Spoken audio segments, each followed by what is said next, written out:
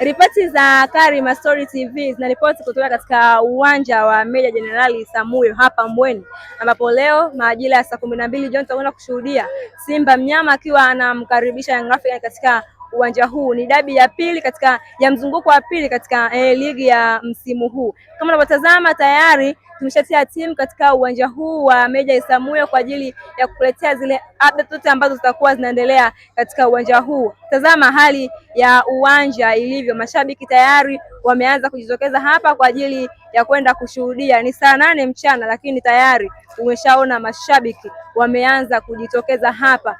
Je, Simba atakwenda kuendeleza kile ambacho amekifanya kule Zanzibar kwenye fainali ya Muungano Cup, au atakwenda kuendeleza yule unyonge wake ambao nyuma hapo alikuwa anafanya? Sisi tuko hapa kukujuza yale yote ambayo yatakuwa yanaendelea katika uwanja huu. Mimi ni Malaika na hii ni Karima Story TV.